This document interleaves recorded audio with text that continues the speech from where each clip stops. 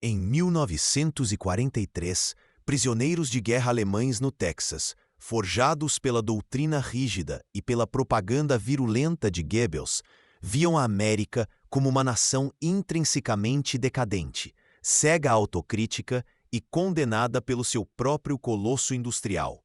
Uma farsa arrogante, um desprezo nascido de uma profunda cegueira ideológica. Para eles, a nação do tio Sam era uma quimera frágil, e seus filmes, meras distrações vazias, incapazes de mascarar a inevitável ruína. Acreditavam que a exposição de qualquer falha interna seria a prova cabal da fraqueza de uma sociedade em desintegração. Contudo, nos cinemas improvisados do Campo Hearn, a exposição a filmes de Hollywood, como As Vinhas da Ira, não revelou a fraqueza esperada, nem a futilidade de um entretenimento superficial. Pelo contrário, desnudou uma chocante e brutalmente honesta autoexposição de problemas sociais e governamentais, uma visceral dissecção das próprias chagas da nação. Para mentes moldadas pela censura e pela inabalável crença na superioridade ideológica do Terceiro Reich, esta liberdade de expressão era um paradoxo incompreensível, um desafio direto e frontal à sua percepção da realidade, um golpe na lógica de um sistema totalitário que proibia a dúvida e a crítica. A brutalidade honesta com que os americanos dissecavam suas próprias mazelas, a pobreza rural avassaladora, a corrupção política endêmica, a injustiça sistêmica que permeava a sociedade, era, na verdade, a manifestação de uma resiliência intrínseca. Não havia censura. Havia apenas uma autocrítica sistêmica impensável. Isso desafiava diretamente a doutrina de infalibilidade do Reich, revelando uma dimensão de resiliência que a rigidez do Blitzkrieg, já esquecida na dependência do cavalo e do diesel, jamais poderia conceber. Essa capacidade de identificar e corrigir deficiências, de expor a corrupção e a miséria sem medo, significava uma adaptabilidade sistêmica. Era uma logística de mel. Enquanto o ideal original do Blitzkrieg de velocidade e superioridade logística se esvaía na dependência arcaica de cavalos e diesel que agora assombrava a Wehrmacht em cada frente de batalha, a América se refinava. Ela se fortalecia através do reconhecimento de suas imperfeições. A perspectiva distorcida, nutrida pela propaganda virulenta de Goebbels, impedia os oficiais alemães de reconhecer na logística da abundância e na capacidade de autocrítica americana a verdadeira dimensão estratégica oculta. A autocrítica, vista como fraqueza grotesca, era o calcanhar de Aquiles que selaria o destino do Reich. Revelava a superioridade de um colosso industrial que se permitia evoluir e se adaptar constantemente, contrastando com o inimigo que se atrofiava na rigidez de suas próprias ilusões e na incapacidade de confrontar a verdade. A Weltanschauung nazista, forjada na invencibilidade e propaganda Goebbels, era uma armadura ideológica. Mas cada cena de As Vinhas da Ira a rachava. O cinema era a verdade, a resiliência que desmantelava a narrativa de uma Alemanha superior. O dilema sem resposta era incompreensível. Como ser forte ao admitir falhas?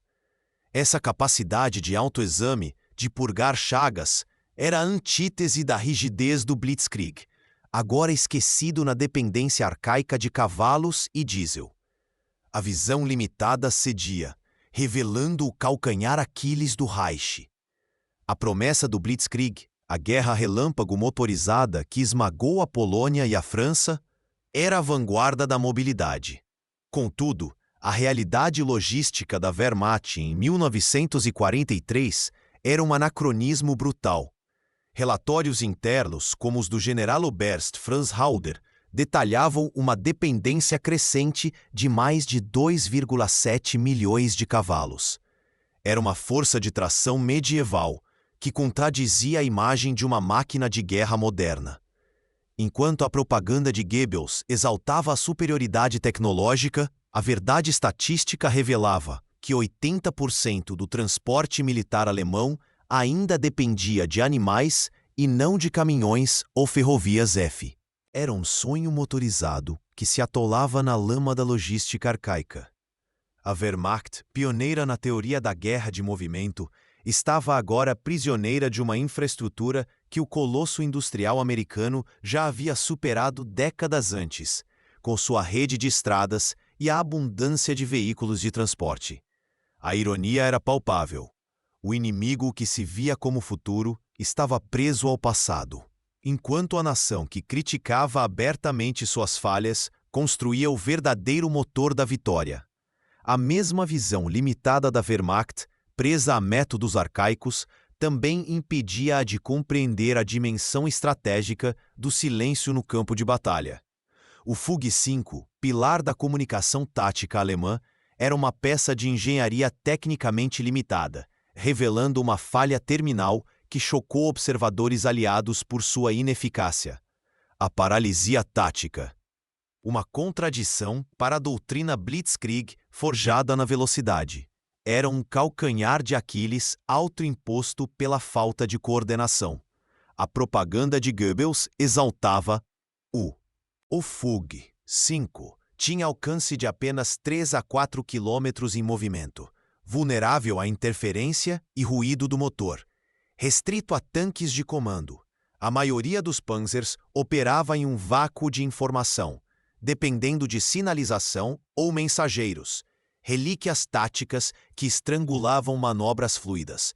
Enquanto isso, os Estados Unidos equipavam suas forças com rádios FM de maior alcance e clareza, transformando cada tanque em um Node in History's First Battlefield Network, coeso. A doutrina nazista, que forjou a Wehrmacht na crença de uma superioridade tecnológica inata, colidia brutalmente com a matemática da produção. A mesma nação que concebeu o Blitzkrieg, uma guerra de movimento dependente de motores e combustível, falhava em fornecer os recursos básicos para mantê-la. Em 1943, a América produzia um caminhão GMC CCKW a cada 2 minutos. A indústria alemã, fragmentada e sob bombardeio, mal conseguia substituir suas perdas.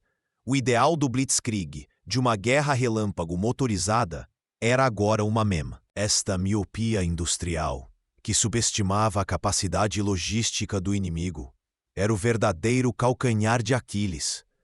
Era uma falha sistêmica que a propaganda de Goebbels não podia mais disfarçar. Os números eram implacáveis. A produção de veículos blindados alemães, embora tecnicamente sofisticada, era uma fração da torrente aliada. A incompreensão da escala da produção em massa americana era um dilema terminal. Para a Wehrmacht, habituada à parcimônia e métodos arcaicos, a escala da produção americana era uma afronta à lógica militar. Goebbels a desqualificava como loucura industrial, mas era a matemática implacável da vitória. Em 1944, enquanto a Alemanha lutava para abastecer seus Panzers com diesel racionado, a Ford, em Willow Run, produzia um B-24 a cada 63 minutos. Essa torrente bélica era a ponta do iceberg de uma logística da abundância incompreensível. Relatórios alemães pós-Operação Cobra revelaram o choque dos oficiais. Americanos descartavam veículos danificados, substituindo. O ideal do Blitzkrieg, de guerra motorizada e veloz, fora esquecido pela dependência de milhões de cavalos e escassez.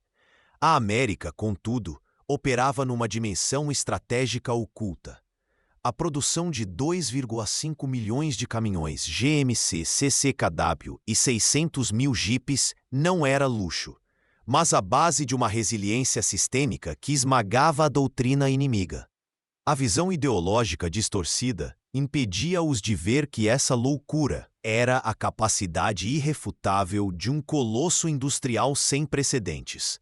A visão ideológica limitada da Wehrmacht paralisava-a no campo de batalha. A doutrina de infalibilidade tecnológica do Reich cegava estrategistas para a revolução em comunicação tática. Enquanto oficiais alemães se aferravam ao limitado Fug-5, uma relíquia, o exército americano introduzia o SCR-300, um transceptor FM robusto. Sua simplicidade permitia coordenação e comando inéditos, sem sinais visuais ou mensageiros. Para a mente alemã, forjada em hierarquia rígida e comunicação fragmentada, a ubiquidade e clareza do SCR-300, isso era algo alienígena à doutrina de guerra alemã. Fevereiro de 1943, Tunísia. Divisões Panzer moviam-se lentamente, limitadas por combustível e cavalos, desmentindo Blitzkrieg. Unidades americanas operavam sob uma malha de comunicação invisível. O SCR-300, transceptor portátil FM 40-48 MHz, oferecia clareza de voz e resistência a interferências e ruídos, inatingível pelo sistema AM FUG-5 alemão. O FUG-5, com alcance limitado a 3 a 4 km em movimento, suscetível a multipath interferência e ruídos elétricos, condenava unidades alemãs à coordenação precária, dependente de mensageiros ou sinalização visual, relíquias táticas que estrangulavam manobras rápidas. A superioridade do SCR-300 ia além das especificações elétricas. Residia em seu design robusto para o uso em campo e na escala de implantação. A doutrina alemã reservava rádios a veículos de comando e panzers, criando vácuo de informação na linha de frente e um gargalo estratégico. O exército americano, impulsionado pela matemática, isso permitia que cada pelotão, companhia e elemento de combate estivesse em comunicação constante, formando uma rede tática coesa e descentralizada. Essa rede possibilitava uma autocrítica codificada do campo de batalha em tempo real. Erros táticos eram corrigidos em minutos, não horas. Ordens de fogo de apoio e manobras de flanco eram transmitidas e confirmadas instantaneamente, sem mensageiros vulneráveis. Heinz Guderian, arquiteto do Blitzkrieg, concebeu guerra de movimento rápido e coordenação precisa. Contudo, a Wehrmacht falhou na infraestrutura de comunicação. A dependência de cavalos para mais de 80% do transporte e a falha na produção de veículos e combustíveis eram parte da equação logística. Também era a incapacidade de criar uma malha de comunicação ubíqua e resiliente, lacuna que a propaganda virulenta de Goebbels não preencheu. O SCR-300, em contraste, transformou o soldado americano de indivíduo isolado em um node in history's first battlefield network. Neutralizou. A Alemanha, que se gabava de superioridade e pioneirismo em táticas de movimento, estava presa a uma relíquia tática de comunicação. A América, vista como decadente, construía um colosso industrial capaz de produzir não só quantidade, mas a qualidade tecnológica que redefiniria o campo de batalha. A malha invisível do SCR-300 era a prova material de uma dimensão estratégica oculta. Era uma capacidade irrefutável que a visão ideológica limitada do Reich jamais compreender ou combateria eficazmente. Era a matemática da produção aplicada à comunicação, transformando cada unidade em sensor e atuador de um organismo de combate adaptável. Uma resiliência sistêmica que Goebbels não poderia desqualificar. A autocrítica codificada em cada transmissão clara e instantânea era a verdadeira superioridade. Enquanto a Wehrmacht se debatia com a coordenação tática, a verdadeira dimensão da sua vulnerabilidade estratégica residia na geometria da abundância, um conceito alienígena à sua doutrina de. Em 1943, mais de 80% do transporte da Wehrmacht ainda era realizado por milhões de cavalos, uma estatística brutalmente honesta que desmascarava a imagem de uma força mecanizada. A produção de combustível sintético, embora tecnicamente avançada, nunca atingiu a escala necessária para suprir a demanda de uma guerra em múltiplas frentes. Isso condenava divisões inteiras à imobilidade e à espera por suprimentos que raramente chegavam. Os diários de oficiais alemães, como o general Feldmarschall Erich von Manstein, frequentemente lamentavam a escassez crônica de veículos motorizados e a impossibilidade de manter o ritmo operacional sem a tração animal. Era uma falha logística incompreensível para uma nação que se via como o ápice da engenharia. Mas o que o comando alemão falhou em perceber foi que, enquanto eles contavam cavalos, o colosso industrial americano já orquestrava um dilúvio de aço e borracha. A América, que Goebbels descrevia como decadente e fraca, estava construindo uma máquina. Esse número sozinho excedia a produção total de veículos militares da Alemanha durante todo o conflito. Cada um desses veículos era um nó vital na rede logística que alimentava o fronte, capaz de transportar 2 toneladas de carga por centenas de quilômetros. A matemática da produção era implacável.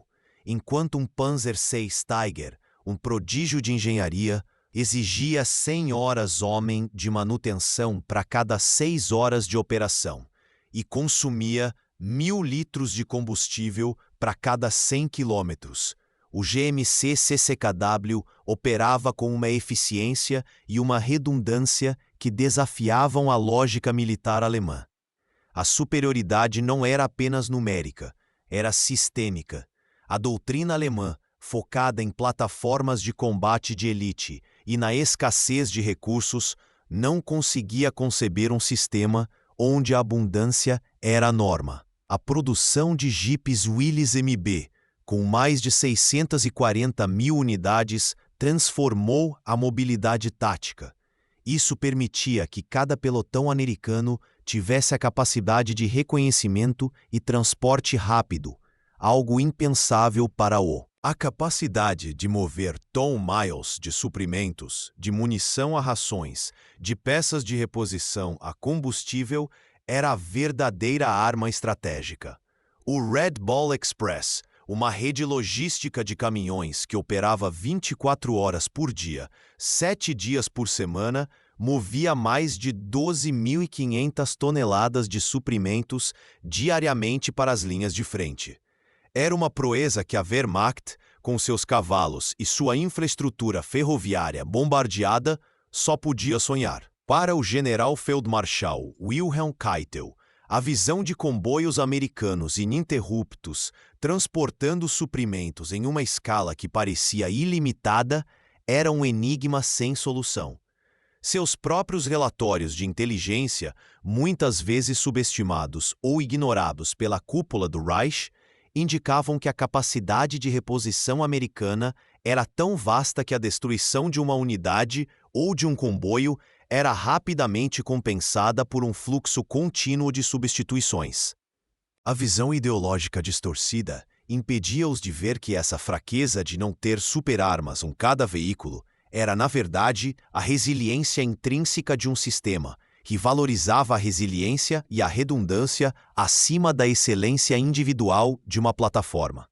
A América não estava apenas construindo veículos, estava construindo uma infraestrutura de guerra que redefinia a própria natureza da logística, transformando-a de um gargalo em um multiplicador de força. A matemática da abundância não era apenas sobre ter mais, era sobre ter o suficiente para nunca parar, para absorver perdas e para manter uma pressão constante, uma dimensão estratégica oculta que se tornaria o calcanhar de Aquiles do Terceiro Reich. Fevereiro de 1943, Passo Kasserine, Tunísia. A ofensiva inicial do Afrika Korps, sob o comando do general-feldmarschall Erwin Rommel, irrompeu com a ferocidade esperada. Empurrou as forças americanas em um recuo tático que, à primeira vista, parecia confirmar a doutrina alemã de super. Era uma dimensão estratégica oculta que se manifestaria como um silêncio ensurdecedor para a Wehrmacht. A incapacidade de compreender a teia de rádio americana. Enquanto os panzers avançavam, a coordenação alemã, dependente de mensageiros e do limitado alcance do Fug 5, começava a se desintegrar. O ideal do Blitzkrieg, de uma guerra de movimento incessante e autossuficiente, havia sido tragicamente esquecida, substituída por uma dependência arcaica de tração animal e uma logística de combustível cronicamente deficiente, que condenava suas unidades à imobilidade. Para o Major Hans von Luck, comandante do 15º Regimento Panzer, a confusão começou quando as unidades americanas, aparentemente desorganizadas, começaram a se reagrupar e contra-atacar com uma velocidade e precisão que desafiavam a lógica militar alemã. Não havia sinais visuais de comando centralizado, nem a movimentação de mensageiros que indicassem uma reestruturação. Era como se as unidades americanas estivessem conectadas p. O SCR-300, com sua frequência modulada FM e clareza cristalina, transformava cada pelotão em um node in history's first battlefield network, de uma rede de comando e controle sem precedentes. Enquanto os rádios FUG-5 alemães lutavam contra a multipath interference e o ruído elétrico, limitando a comunicação a meros 3-4 quilômetros, a teia americana operava em uma escala e com uma resiliência que tornava a coordenação alemã uma relíquia tática. A ironia era profunda. A Wehrmacht, que se gabava de sua Blitzkrieg, estava sendo sistematicamente anulada por um adversário que operava com uma coordenação que a própria doutrina alemã almejava, mas nunca alcançou em escala. Relatórios de inteligência alemães mais tarde analisados revelaram a perplexidade dos oficiais sobre a capacidade americana de concentrar. A visão ideológica limitada impedia-os de ver que essa fraqueza de não ter super-armas em cada veículo era, na verdade, a resiliência intrínseca de um sistema que valorizava a resiliência e a redundância acima da excelência individual de uma plataforma. A matemática da produção americana, que havia inundado o campo de batalha com mais de 50 mil unidades do SCR-300, garantiu que a teia de rádio fosse ubíqua. Cada Sherman, cada Jeep Willys, cada pelotão de infantaria era um ponto de comunicação ativo, transformando o campo de batalha em um organismo adaptável. Enquanto isso, a Wehrmacht se debatia com a escassez de combustível, com a manutenção de seus panzers pesados e com a dependência de milhões de cavalos para o transporte logístico. Era uma falha logística incompreensível para uma nação que se via como ápice da engenharia. O kill ratio em Kasserine, embora inicialmente favorável aos alemães, rapidamente se inverteu à medida que a capacidade americana de coordenar e concentrar o desespero da Wehrmacht não vinha da falta de bravura, mas da anulação sistemática de suas vantagens táticas por uma dimensão estratégica oculta, a superioridade da comunicação e da logística da abundância. A América não estava apenas construindo veículos, estava construindo uma infraestrutura de guerra que redefiniria a própria natureza da logística, transformando-a de um gargalo em um multiplicador de força. Julho de 1944, Normandia, França. Após semanas de atrito incessante nas hedgerows, o comando alemão, exausto mas ainda doutrinado pela crença na superioridade tática e na resiliência da Wehrmacht, preparava-se para o que considerava ser mais uma batalha defensiva brutal. A Operação Cobra, a ofensiva aliada para romper o bolsão de Saint-Lô, era esperada como um assalto convencional. Contudo, o que se desenrolou não foi uma batalha, mas um tsunami de consumo. Foi uma aniquilação pela sobrecarga logística, que desafiava toda a compreensão militar alemã e expunha o ideal do Blitzkrieg. A barragem de artilharia e o apoio aéreo não eram apenas intensos, eram sustentados por um volume de suprimentos que parecia desafiar a física. Em um único dia, a Força Aérea dos Estados Unidos lançou mais de 4.000 toneladas de bombas, abrindo crateras não apenas na terra, mas na moral e na estrutura de comando alemã. Mas o verdadeiro choque não era a destruição inicial, e sim a capacidade americana de capitalizar sobre ela com uma velocidade e uma escala que a Wehrmacht não conseguia igualar. Enquanto as divisões Panzer alemãs se arrastavam, limitadas por uma escassez crônica de combustível e pela dependência de milhões de cavalos, uma estatística brutalmente honesta que desmascarava a imagem de uma força mecanizada. As colunas americanas avançavam. O Red Bull Express, uma rede logística de caminhões operando 24 horas por dia, 7 dias por semana, movia mais de 12.500 toneladas de suprimentos diariamente para as linhas de frente. Isso incluía não apenas munição e combustível, mas peças de reposição que permitiam que tanques Sherman danificados fossem reparados e retornassem ao combate em questão de horas, não dias ou semanas, como era a norma para os Panzers.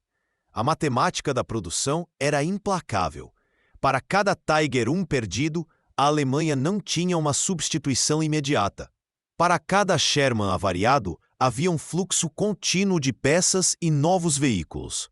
O Major Hans von Luck, observando a ofensiva americana, registrou em seu diário a perplexidade. Eles não paravam. Mesmo quando nossos contra-ataques causavam perdas significativas, novas unidades e suprimentos apareciam como se brotassem do solo. A visão ideológica limitada alemã impedia-os de compreender que a resiliência americana não residia na invulnerabilidade de suas plataformas, mas na redundância e na capacidade de reposição de seu colosso industrial. O SCR-300, a teia de rádio invisível, permitia que as unidades americanas coordenassem seus avanços e a autocrítica sistêmica permitia que os americanos adaptassem suas rotas de suprimento e pontos de apoio em tempo real, contornando obstáculos e mantendo o fluxo. A Operação Cobra não foi uma vitória de tanques contra tanques, mas de logística contra a ausência dela. A aniquilação estratégica não veio de um único golpe decisivo, mas de uma sobrecarga contínua. O general Feldmarschall Rommel, antes de ser ferido, havia expressado sua frustração com a superioridade material esmagadora do inimigo. Uma frase que, para a mente alemã, parecia uma desculpa para a falta de bravura. Mas a verdade era mais sombria. A bravura sem recursos é apenas derrota adiada. A Wehrmacht, apesar de lutar com ferocidade, era sistematicamente anulada pelo sistema americano. O kill ratio de veículos blindados, que em Kasserine havia sido inicialmente favorável aos alemães, inverteu-se drasticamente, com as forças aliadas perdendo um veículo para cada 7-10 alemães destruídos ou abandonados por falta de C. Em um momento de rara franqueza, o general Feldmarschall Keitel, em uma reunião com Hitler, teria admitido que a capacidade americana de inundar o campo de batalha com homens e material é uma arma contra a qual não temos defesa. Esta não era uma falha de estratégia ou de coragem, mas uma falha fundamental na compreensão da matemática da abundância. A Alemanha, que havia sido pioneira na guerra de movimento, havia esquecido que a velocidade e a penetração dependiam intrinsecamente de uma logística incessante. A dependência de cavalos e a falha na produção de combustíveis e veículos eram os calcanhares de Aquiles que a visão ideológica limitada não permitia reconhecer. O tsunami de consumo americano não era apenas uma questão de números. Era a prova material de uma dimensão estratégica oculta. Uma resiliência intrínseca que transformava o campo de batalha em um moedor de carne para a Wehrmacht, onde a logística vencia a plataforma e a fábrica vencia o campo de batalha. Em 1944, nos campos de prisioneiros de guerra no Texas, a propaganda de Goebbels havia forjado mentes alemãs para ver a América como uma nação decadente e cega. Contudo, a visão de barris de Coca-Cola sendo descartados em valas, não por estarem estragados, mas por serem excedente de uma produção que superava a demanda, revelou não a fraqueza esperada, mas a chocante matemática da abundância. Para mentes moldadas pela escassez e pela crença na eficiência forçada, este descarte brutalmente honesto era um paradoxo incompreensível. Era um desafio direto à sua percepção da realidade e ao ideal do Blitzkrieg, que se esvaía na dependência do cavalo e do diesel. Para o Hauptmann Karl-Heinz Richter, oficial da Waffen-SS, Capturado na Normandia, a cena era uma afronta. Em seu diário, ele descreveria o gosto amargo não da bebida, mas da incompreensão que ela gerava. A Wehrmacht, que lutava desesperadamente por cada litro de combustível e quilo de ração, com homens e cavalos famintos e exaustos. A Alemanha, pioneira na guerra de movimento, havia esquecido que velocidade e penetração dependiam intrinsecamente de uma logística incessante. E agora enfrentava as consequências dessa visão ideológica limitada. A psicologia da indigência alemã era um abismo intransponível. A propaganda condicionara os soldados a acreditar que a escassez era um sinal de sacrifício nobre, de uma luta existencial contra um inimigo materialista. Mas a visão da Coca-Cola sendo jogada fora, milhões de galões do xarope concentrado, não era um sinal de fraqueza.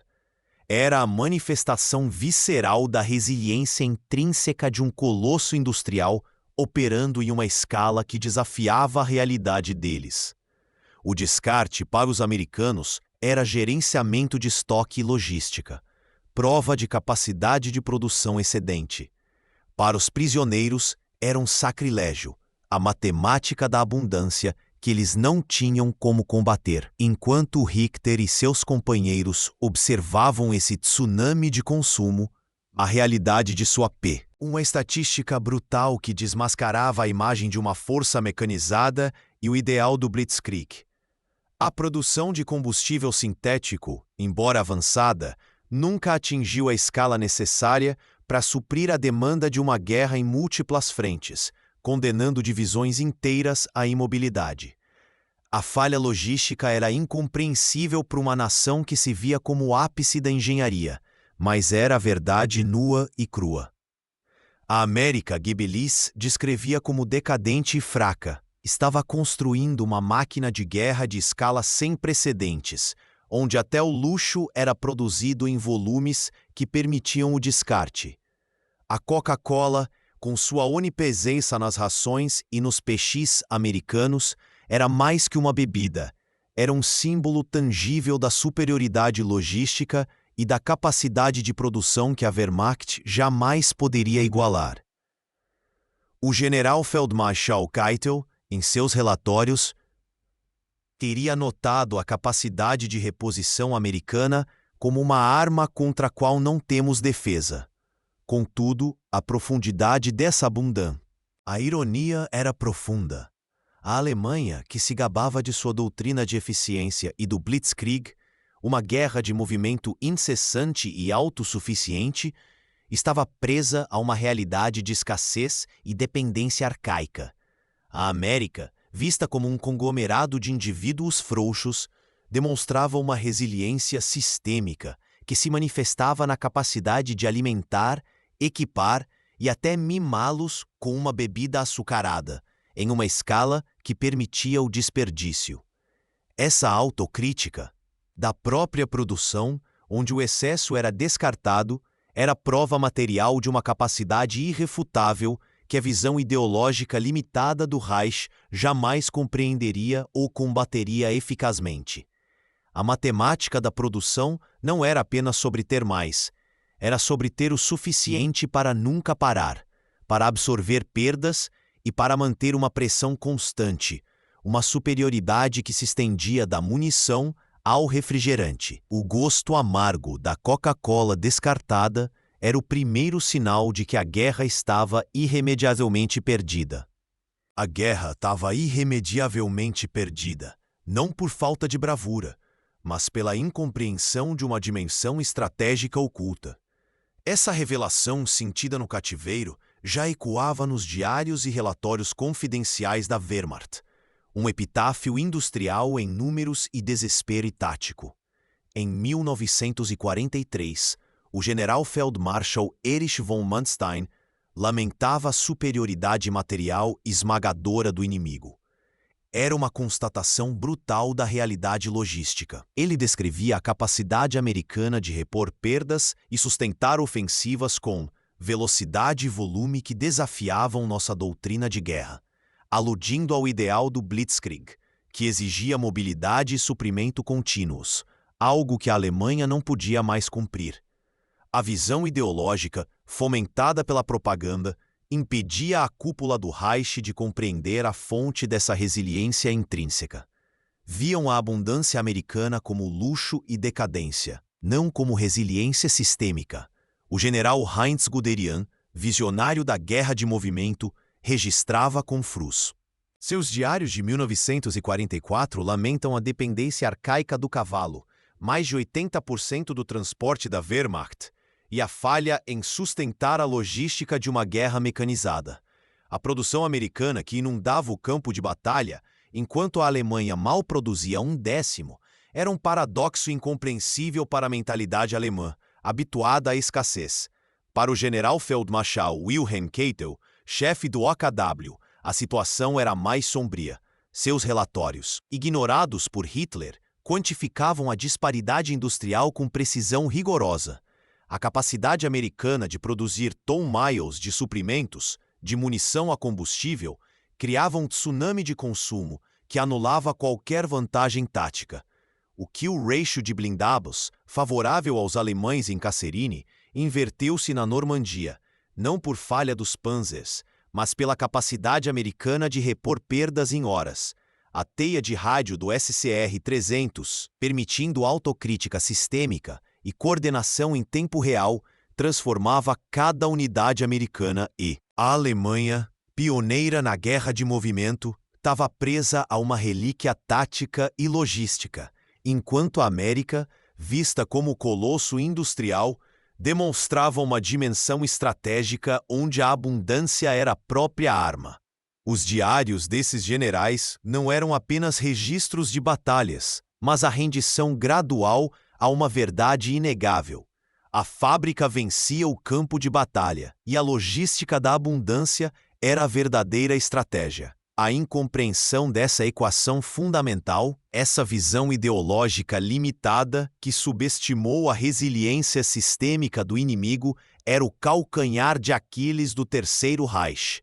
Era um epitáfio industrial gravado na história pela implacável aritmética da produção. A visão ideológica que nutria a invencibilidade cedia à matemática brutal da derrota. Diários de guerra atestavam o epitáfio da Wehrmacht.